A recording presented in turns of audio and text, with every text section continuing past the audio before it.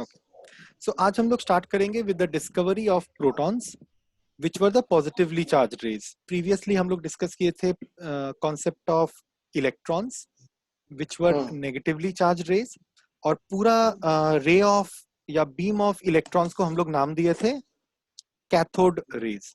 ठीक है. नाउ अब हम लोग पहुंच गए हैं 1900 के आसपास. 1886 ईयर का बात हो रहा है. The scientist involve was Goldstein. वो क्या किया, डिस्चार्ज ट्यूब में एक्सपेरिमेंट्स को रिपीट किया, but there was a small difference. He used a perforated cathode and noticed that the emission of positive rays और कैनल रेज टुक प्लेस. मतलब जो cathode को पिछले बार यूज किया गया था वही कैथोड यूज हुआ, वही ट्यूब था, वही डिस्चार्ज ट्यूब था, वही उसी के जैसे हम लोग इवैक्यूएशन किए थे, सब कुछ सेम. लेकिन अब की बार वो कैथोड में कुछ होल्स कर दिया, कुछ छेद कर दिया. तो वो देखा something weird is taking place due to that perforation. He found कि अब की बार positive rays are coming out. These rays do not originate from the anode and so it is wrong to call them anode rays. ये जगह star mark करके याद रखना कि there was nothing called anode rays. A lot of books, a lot of question papers even mention कि what are anode rays. There is nothing called anode rays. Anode rays तब होता अगर कुछ anode से निकला होता. जब एनोड से निकला ही नहीं तो एनोड रे का नाम क्यों देंगे. ठीक है. ये कैथोड से ही निकला, लेकिन कहानी कुछ अलग है. अब की बार कैथोड इज परफोरेटेड. आगे बढ़ते हैं. The specific charge E by m of canal rays मतलब positively charged rays, varied with the nature of gas and was found to be maximum if hydrogen is used. मतलब वो बोला कि अलग अलग गैसेस के लिए E by m रेशियो अलग आ रहा था और सबसे ज्यादा आया हाइड्रोजन के लिए. ठीक है. It is something that he noticed. आगे जाके पता चलेगा कि ऐसा क्यों हुआ. Now the positive ray particles were thus called positively charged gaseous atoms, and they left after the removal of electrons or ionized gases atoms. मतलब इलेक्ट्रॉन्स निकल गया, उसके बाद that was left behind. Simple सा बात है.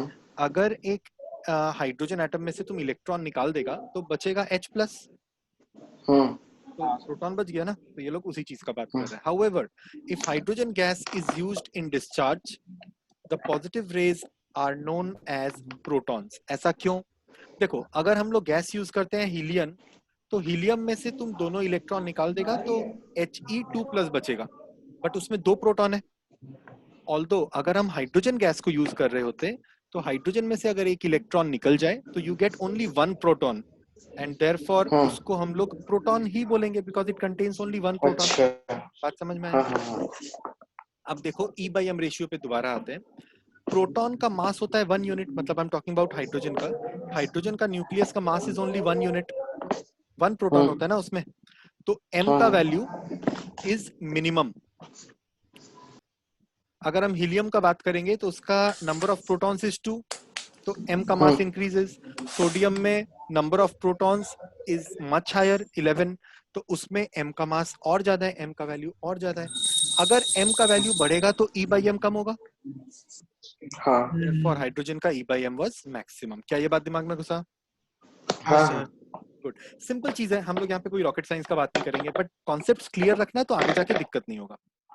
Thus, a subatomic particle that is a fundamental constituent of matter is called proton. अब ये चीज फाइनल हो गया कि मैटर का एक फंडामेंटल पार्टिकल इलेक्ट्रॉन होता था तो एक फंडामेंटल पार्टिकल प्रोटॉन भी होगा. देखा गया. बोलो सर. तो जैसे अगर हम लोग का हाइड्रोजन में जो प्रोटॉन बोलते हैं उसका m का वैल्यू 1 है, तो नहीं, मतलब 1 नहीं तो है, 1 प्रोटॉन AMU है. 1 नहीं है, 1 AMU है. हाँ. ये चीज ध्यान तो रखना फिर होगा. उसमें तो उसका वैल्यू भी तो सेम ही, मतलब उसका भी तो वैल्यू 1.062 जो भी था वही आएगा. हाँ एग्जैक्टली, खाली m का वैल्यू एकदम. तो मतलब चार्ज सेम है.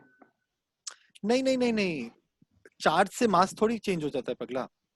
अगर हम एक प्रोटॉन लेते हैं जिसका मास मुझे पता है, और अगर हम H प्लस लेते हैं तो I mean how does the mass change because of electrons और एनीथिंग? कोई फर्क नहीं पड़ता है उससे.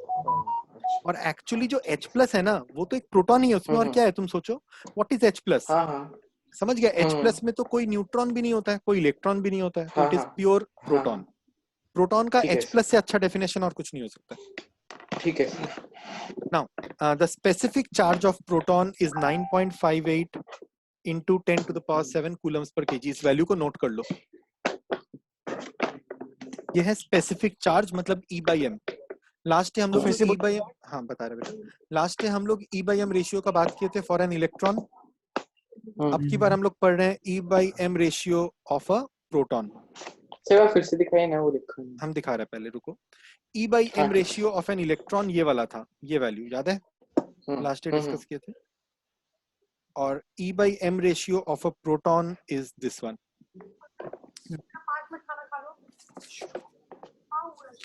नाउ मास ऑफ एक प्रोटॉन क्या होता है, अभी अभी हम लोग डिस्कस किया। Mass of Avogadro number of protons क्या होता है, एवोगाड्रो नंबर से मल्टीप्लाई कर देंगे। That is called 1 mole of protons. 1 mole of protons मतलब एवोगाड्रो नंबर मल्टीप्लाइड बाय एक प्रोटॉन का मास। ठीक है sir. Now radius of proton मुझे पता है 1.53 into 10 to the power minus 13 centimetre. ठीक है, तो what will be the volume of a proton, easily calculate कर सकते हैं, अज्यूमिंग कि it is a sphere, 4/3 pi r cube का फॉर्मूला लगा देंगे। ठीक है, ये चीज ध्यान रखना। फाइनली जो यहाँ पे याद रखना होगा, that is the charge on positive raise is +1 but may have values of +2 and +3। इसका मतलब है कि अभी तक तो हम लोग हाइड्रोजन का ही बात कर रहे थे, तो हम लोग के दिमाग में ये था कि चार्ज हमेशा +1 होता है। लेकिन अगर तुम इलेक्ट्रॉन निकाल दिया फ्रॉम सम अदर एलिमेंट, मान लो मैग्नीशियम में से निकाला तो Mg विल बिकम 2+, एल्यूमिनियम में से निकाला तो इट विल बिकम Al3+। तो ऐसा नहीं है कि खाली सिंगल प्लस चार्ज ही आता है या एक इलेक्ट्रॉन निकलेगा तभी चार्ज बॉडी होगा positively charge. It can also be due to the loss of 2 और 3 इलेक्ट्रॉन्स। नंबर ऑफ प्रोटॉन पे डिपेंड करेगा। एकदम correct, constitution of the atom पे डिपेंड करेगा। नाउ एक छोटा सा चीज, द टीवी क्वेश्चन इसको बोलते हैं। इट सेज कि what is the basic principle of a television picture tube और fluorescent light tubes. Now the problem is कि आज के दिन में हम लोग के पास एलईडी टीवी और प्लाज्मा टीवी और ओएलईडी निकल गया, तो you might not even know कि हम क्या चीज का बात कर रहे हैं। बट पहले के जमाना में there used to be these huge bulky size televisions. कोई देखा हुआ है? मैं देखा हुआ है। गुड। तो उसके अंदर में एक बहुत बड़ा पिक्चर ट्यूब होता था। अगर आप लोग कभी वो टेलीविजन को खोल के अंदर से देखो ना, तो इट इज लाइक क्या बोले, इट्स लाइक अ टनल। अंदर में एक ह्यूज बल्की कांच का ऑब्जेक्ट होता है, वही बेसिकली पूरा टेलीविजन का स्क्रीन का काम करता है। ठीक है, ह्यूज होता है वो। पूरा जो बॉक्स है वो पूरा ये कांच का एक डिवाइस अंदर में बना हुआ है, उसको हम लोग सीआरटी बोलते थे। ठीक है, कैथोड रे ट्यूब, ये रहा यहाँ पे लिखा हुआ है देखो। उसमें भी होता था मॉनिटर। एग्जैक्टली मॉनिटर का तो नाम ही सीआरटी होता था।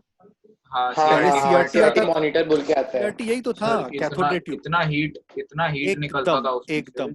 और अब एलईडी देखो तुम, एलईडी पॉकेट में लेके घूम सकता है, मतलब घूमता ही है हम लोग हर समय, तो कोई गर्म होने का सवाल ही नहीं।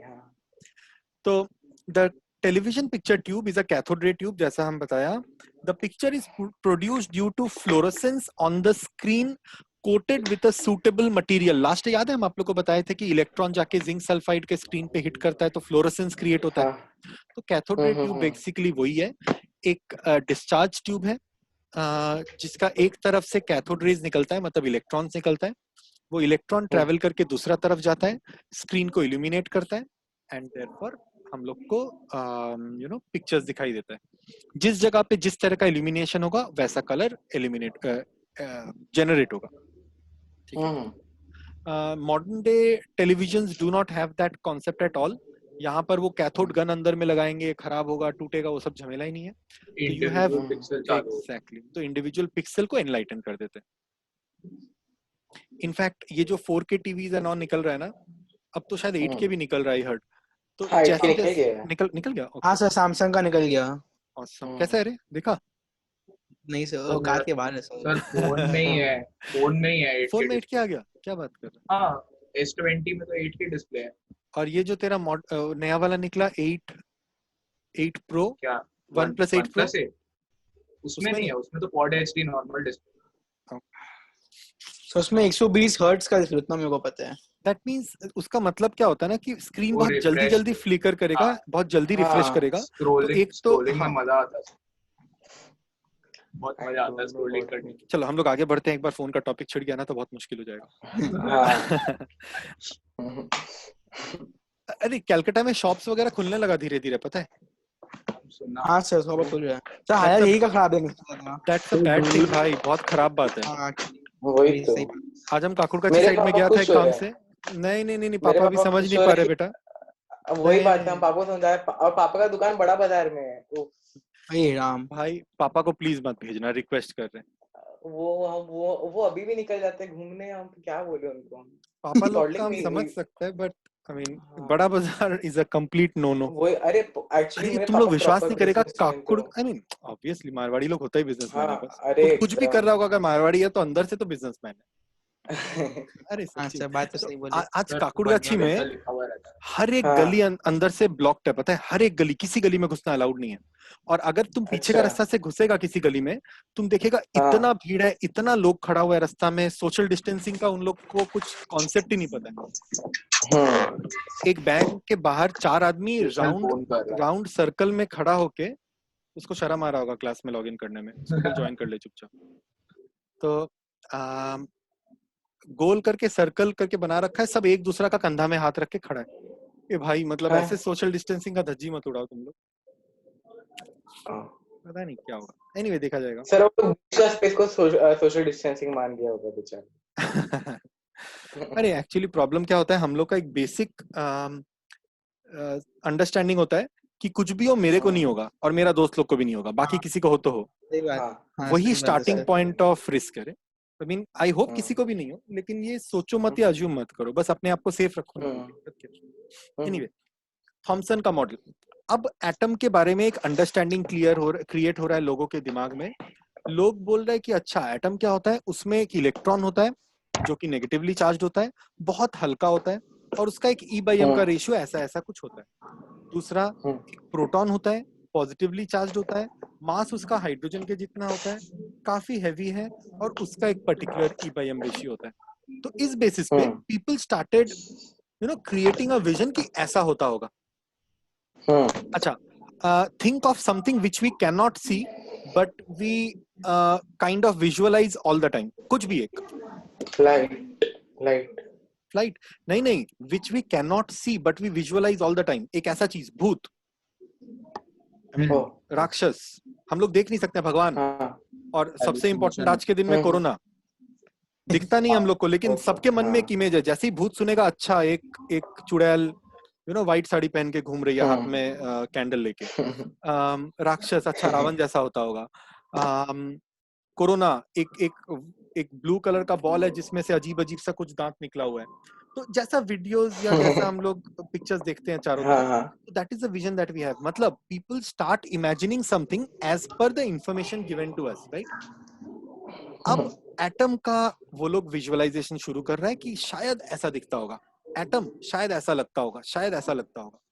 तो सबसे पहले अपना मॉडल को रूप दिया थॉमसन। रूप दिया मतलब एक विजुअलाइजेशन क्रिएट किया कि मान लो ऐसा होता है। तो दो कॉन्सेप्ट है इसका, दो समझने का तरीका है कि वो क्या बोला था थॉमसन, उसका मॉडल कैसा था। वो तो बेचारा मर गया, बट उसके जाने के बाद लोग बोला कि वो शायद ऐसा बोला था, वो शायद ऐसा बोला था। तो वो क्या बोला था बेसिकली सच्ची में किसी को भी नहीं पता। तो उसी टाइम के दो चार पुडिंग लोगों मॉडल। उनका ही मॉडल को वो बोलते हैं ना, वो प्लम क्या पुडिंग क्रिसमस मॉडल, पुडिंग। हाँ क्रिसमस पुडिंग। एकदम। तो वो बोला कि वहां पर तो देखो, ये लोग तो बाहर का फॉरेनर लोग है, तो इन लोग का क्रिसमस टाइम पे pudding cake is very popular. तो वो देख के विजुअलाइज किया कि पुडिंग केक में जो पूरा मैदा होता है वो प्रोटॉन है, और उसके बीच में कहीं कहीं पे जो किशमिश और बादाम और काजू और हम लोग के केस में बादाम का छिलका और आलू का छिलका जो उसमें डाल देता है, वो है इलेक्ट्रॉन। तो उसका अंडरस्टैंडिंग था पूरा एटम ही प्रोटॉन है, बीच बीच में कहीं कहीं पे थोड़ा बहुत हम लोग इलेक्ट्रॉन डाल के रखें। अच्छा, ये विजुअलाइजेशन के पीछे कॉन्सेप्ट क्या था? उसको जब कोई साइंटिस्ट लोग जाके पूछा तो पहले वो खुद भी नहीं बता पाया कि उसके दिमाग में ऐसा क्यों था। बाद में वो बहुत सोच के, बहुत इंट्रोस्पेक्ट करके बोला कि भाई हेवी पार्ट प्रोटॉन होता है, इलेक्ट्रॉन हल्का पार्ट होता है, तो ज्यादा मास जो है वो प्रोटॉन ही लिया था, तो इसीलिए मैदा का ज्यादा वेट होता है, तो वो प्रोटॉन के जैसा है। ये मेरा विजुअलाइजेशन है या उसका विजुअलाइजेशन है। उस बंदे का कोई कन्विक्शन नहीं था बिहाइंड दैट, कोई थियोरेटिकल बैकिंग नहीं था, इट वाज हिज विजुअलाइजेशन। ठीक है भाई, ऐसा होता होगा। कुछ फिर शुरू किया बस। सर उस समय तक सेंट्रीफ्यूगल का भी डिस्कवरीज हो चुका था क्या? That might be one logical explanation behind it. Centripetal force उसके पहले आ चुका था, बट तो उसको एटम के संग जोड़े ये दिमाग में किसी के नहीं आया था। उस टाइम पे क्या होता था ना कि डायनामिक्स के ऊपर लोग कम ध्यान देते थे, स्टैटिक्स के ऊपर ज्यादा ध्यान देते थे। डायनामिक्स मतलब होता है मूवमेंट, और स्टैटिक्स मतलब होता है कि जो कोई चीज अपनी जगह पर रुका कैसे हुआ है, रिएक्ट करेगा। यस, हाँ उसके चलते। तो अभी भी इतना क्लैरिटी नहीं था कि मूविंग बॉडी किस तरह से बिहेव करता है एंड ऑल दैट। अब धीरे धीरे वो वाला चीज शुरू होगा जब उसमें और डिग करने लगेंगे लोग। इनफैक्ट थॉमसन का ही one of the peers started researching deeper into the concept और बोला कि ये मॉडल हमको विश्वास नहीं है कि ठीक बना है, लेकिन लेट मी सी कि इसको और कैसे हम बेटर कर सकते हैं। करेक्ट। हाँ करेक्ट नहीं होता रे, एक बेटर ओपिनियन देते हैं या एक बेटर व्यू देते हैं। अगर अच्छा तुमको हम बोला कि भूत कैसा दिखता है, तुम बोलेगा वो जो औरत व्हाइट साड़ी में घूमती रहती है हाथ में कैंडल लेके। हम अगर क्रिश को बोलेगा तो पता नहीं उसके दिमाग में कौन सा विजन होगा। कुशल क्या सोच रहे हैं हम जानना भी नहीं चाहते हैं। मेरे दिमाग में मेरे दिमाग में विजन होगा ऑफ समथिंग लाइक वो जो स्ट्रेंजर थिंग्स में था, कुछ कुछ वैसा वो मेरे दिमाग में घुस मेरे चुका में है। नन जैसा। हाँ नन मे बी। तो मेरे अब में तो वो शैतानी गुड़िया है। शैतानी गुड़िया, हाँ वो जो एक बच्ची है जिसका आंख देख के एनाबेल डर एनाबेल एनाबेल। हम्म मुझे वो कॉन्सेप्ट बहुत अच्छा लगा था रे, वो जो स्ट्रेंजर थिंग्स में दिखाता है फ्लिप साइड वर्ल्ड वाला कॉन्सेप्ट, बहुत सही था। एनीवे, तो रथरफोर्ड बोला कि हम लोग क्या करते हैं, हम लोग जानना चाहते हैं कि एटम है क्या, राइट? तो किसी पर्सन को अगर एक आदमी के अंदर झांक के देखना है क्या होता है, लंग्स है या किडनी है या क्या है, तो क्या करता है? उसको चीर देता है। आदमी का पेट काट के निकाल के देखता है कि भैया अच्छा किडनी है, इसको किडनी बोलते हैं। ये स्टमक है, इसको इंटेस्टाइन बोलते हैं। कुछ कुछ होता है पेट के अंदर में, पता नहीं। तो रथरफोर्ड बोला कि एटम को चीरने का कोशिश करते हैं। लोग उसको स्टार्टिंग में बोला पागल है, इसको कुछ समझ में नहीं आता है क्या बोलता है। तो वो क्या किया, एक बंद कमरा के अंदर में 8 साल तक एक्सपेरिमेंटेशन किया। ठीक है, वो क्या करता था, बहुत इंटरेस्टिंग है। वो एक गोल्ड का फॉइल लिया। गोल्ड का फॉइल मतलब एक सोना का पत्ती। आप लोग सिल्वर फॉइल जानता है ना? सिल्वर फॉइल इज वो जो हाँ खाना जिसमें रैप करते हैं। एल्यूमिनियम फॉइल बोलते हैं। एल्यूमिनियम फॉइल में खाना नहीं रैप करते हैं हम लोग। हाँ एल्यूमिनियम में नहीं, वो करते जो हैं। लड्डू के ऊपर बरक हाँ राइट, लगाता हम है। लोग एल्यूमिनियम में करते हैं। हम बोल रहे हैं राइट, सिल्वर फॉइल मतलब जो खाना के ऊपर में लगाते हैं, चांदी का बरक। लड्डू के ऊपर में जो लगाते हैं हम लोग, और बर्फी के ऊपर में जो लगाते हैं, दैट इज सिल्वर फॉइल। तो वो क्या किया, सिल्वर फॉइल जितना पतला एक गोल्ड का फॉइल लिया। पहले हो सकता है सिल्वर और कॉपर भी लिया हो, यहाँ पे मेंशन्ड है देखो, बट इनिशियली उसको सक्सेस मिला गोल्ड से और प्लेटिनम से। तो गोल्ड से ही प्रोपागेट किया अपना न्यूज को। तो it is called Rutherford's gold scattering experiment. Details में अभी स्टडी करेंगे। तो वो क्या किया कि गोल्ड का पत्ती लिया और उसमें इलेक्ट्रॉन्स बॉम्बार्ड करना शुरू किया। ठीक है, उसमें alpha rays alpha particles bombard करना शुरू किया। एंड वो करते गया करते गया करते गया। What he noticed initially was a total failure. मतलब हम लोग के रियल लाइफ सिचुएशन के संग रिलेट करने का कोशिश करेगा ताकि समझ में आए क्या हो रहा है। मान लो एक बॉलर बॉल कर रहा है और सामने में 3 विकेट है, कोई बैट्समैन नहीं है, और पीछे में एक विकेट कीपर खड़ा है और 3 फील्डर खड़ा है इन द स्लिप कॉर्डन। क्या पिक्चर क्लियर हुआ? हाँ। शोएब अख्तर बॉल कर रहा है, नहीं शोएब अख्तर क्यों, बुमराह से बॉल कर रहा है, बुमराह बॉल कर रहा है और पीछे में हम लोग का धोनी खड़ा है और स्लिप में 3 जन खड़ा है। अब वो कॉन्स्टेंटली बॉल किए जा रहा है टुवर्ड्स दैट विकेट। नाउ सारा बॉल विकेट में जाके हिट करता है और धोनी के ग्लव्स में चला जाता है, विकेट में जाके हिट करता है, धोनी के ग्लव्स में चला जाता है। He constantly kept on doing this for years after years. और वो देखा कि भाई कुछ हो ही नहीं रहा है, कोई हरकत ही नहीं हो रहा है। बॉल आ रहा है, सीधा चला जा रहा है धोनी के हाथ में, बॉल आ रहा है, टकरा रहा है, सीधा धोनी के हाथ में। मतलब there is no deflection out of the wickets. क्या मेरा बात समझ में आया? विकेट से कोई डिफ्लेक्शन नहीं हो रहा है। तो बात तो थोड़ा अजीब है कि कोई बंदा बॉल कर रहा है, बॉल विकेट में लगा और डिफ्लेक्ट नहीं किया। तो बोला चलो और करते हैं, देखते हैं। उसका कन्विक्शन बहुत हाई था, उसका विश्वास बहुत हाई था कि कुछ होने वाला है, कुछ तो होगा। कुछ तो होगा। तो कभी कभी होता है ना, हम लोग कोई बात पे अड़ जाते हैं, हम लोग का विश्वास इतना ज्यादा होता है कि काम हो नहीं रहा है, लेकिन मन बोलता है कि हो जाएगा बेटा, एक दिन लगे रहे। तो वो बंदा क्या किया, एक्सपेरिमेंट करते करते वो बोला कि शायद एक्सपेरिमेंट में गलती नहीं है, गलती मेरा ऑब्जर्वेशन में है, हम पेशेंस खो दे रहे हैं। क्या होता है कि अगर तुम बॉल पे बॉल किए जा रहा है और बॉल धोनी के हाथ में जा रहा है, तो एक बॉल अगर डिफ्लेक्ट करके विराट कोहली के हाथ में चला गया तो तुम शायद नोटिस ही नहीं करो या उसको इंपॉर्टेंस ही नहीं दो। हाँ तो बोला ये चीज बहुत बारीक से फॉलो करना पड़ेगा। तो बोला हम फॉलो कैसे करें यार, हम भी तो इंसान है, मेरा तो गलती हो रहा है या मेरे को बोर हो जा रहा है, हम ध्यान नहीं दे पा रहे हैं। तो बोला ये जो पार्टिकल्स हम थ्रो कर रहे हैं वो अगर हम नोटिस नहीं करें तो ये तो हो ही सकता है कि अगर हम वहां पर फ्लोरोसेंस क्रिएट कर दें और पार्टिकल उस फ्लोरोसेंस पे जाके हिट करे तो डेंटिंग हो जाएगा, वहां पर एक इमेज क्रिएट होना शुरू होगा। तो मतलब उसके अराउंड एक फ्लोरेसेंस क्रिएट कर दे। एकदम करेक्ट। तो हम स्क्रीन पे दिखाते हैं। वो बोला अभी तक there was a gold foil और देयर वाज अ ओरिजिनेटर जहां से अल्फा रेज अल्फा पार्टिकल्स आ रहे हैं, वो इसको चीरता है, अंदर चला जाता है और सामने में कोई रिसीव करने वाला है। अब वो बोला या मान लो ये पूरा ऐसे है, सामने में ऐसे है, लेकिन उसको यहाँ पर कुछ हरकत दिखाई नहीं दे रहा है उस एरिया में। वो बोला अब इस पूरा एरिया को फ्लोरोसेंट कर दो, आज नहीं तो कल अगर हरकत होगा तो अगर हम नोटिस नहीं भी किया तो दिखाई दे देगा। तो what he realized was out of 20,000 deliveries, can you understand? 20,000 deliveries, एक बार ऐसा हो रहा है कि पार्टिकल ऐसे चला गया। तो ये जो परसेंटेज है वो ड्यू टू फेल है, मतलब वो अगर तुम नोटिस नहीं करेगा तो मिस होगा ही होगा। ठीक है, तो बोला कि ऐसा क्या हो रहा है कि इतना कम डिफ्लेक्शन होता है।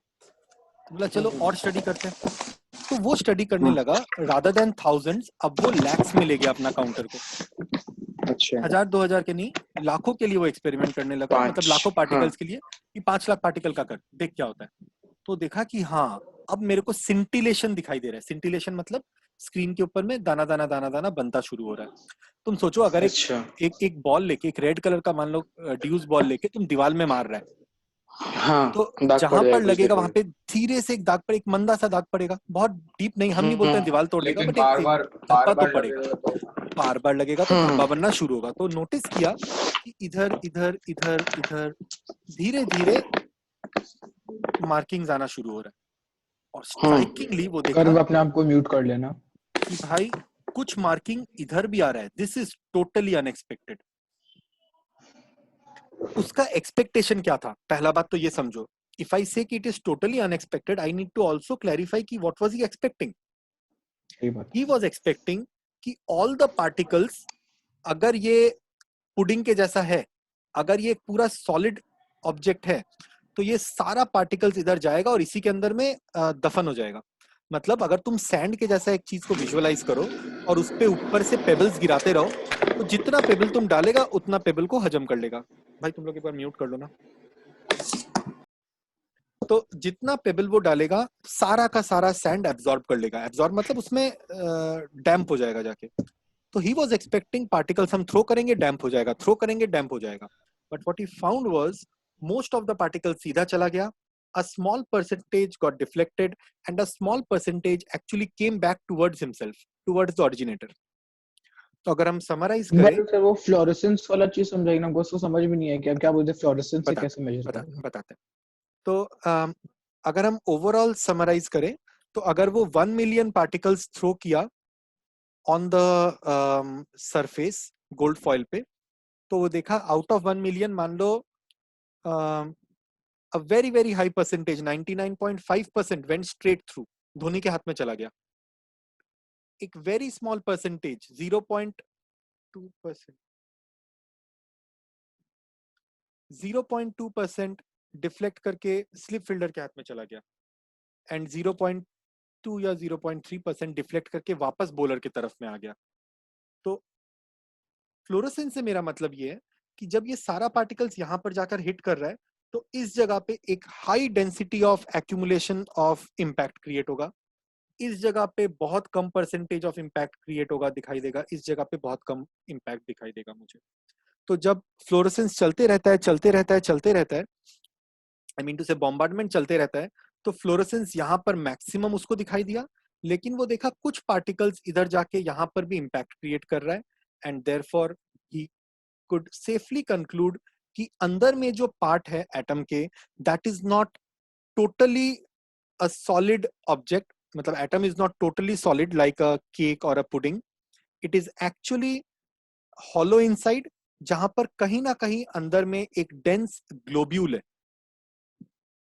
तो basically his understanding now was atom is something like this, जहां पर बीच में एक हेवी पार्ट होता है और बाकी पूरा पार्ट इज वॉइड, एकदम एम्प्टी. तो अगर मेरा अल्फा पार्टिकल्स ऐसे जा रहा था तो सब स्ट्रेट चला गया, कुछ पार्ट जाके इसमें टकराया तो वापस आ गया मेरे तरफ क्योंकि न्यूक्लियस से हेड ऑन कोलिजन हुआ, और कुछ पार्टिकल न्यूक्लियस को ऐसे जाके हिट किया तो डिफ्लेक्ट करके चला गया. मतलब कि nucleus positively charged. Nucleus positively charged है. प्लस वो ये नोटिस किया कि जो एटम का टोटल साइज है that is 5 lakh times the size of the nucleus. Can you imagine the kind of ratio he was talking about? तो ऑब्वियस है कि उसको सारा सारा दिन वेट करते रहना पड़ेगा to find the solution. And keep in mind उस टाइम पे टेक्नोलॉजी वाज नॉन एग्जिस्टेंट, तो उसको सब कुछ बेसिकली मैनुअली करना पड़ता था. ऐसा नहीं है कि ये काउंटर लगा दिया अपने आप चल रहा है, उसको बेसिकली हाथ से लिख लिख के नोट करना पड़ता था कि अरे 50 बार हो गया, 60 बार हो गया, 70 बार हो गया. तो think of the poor person pain. ठीक है, बट वो पागल एक दिन जाके सब डिस्कवर करके निकाल दिया. चलो हम वीडियो को स्टॉप करके एक नया लिंक भेज रहे हैं आप लोग को.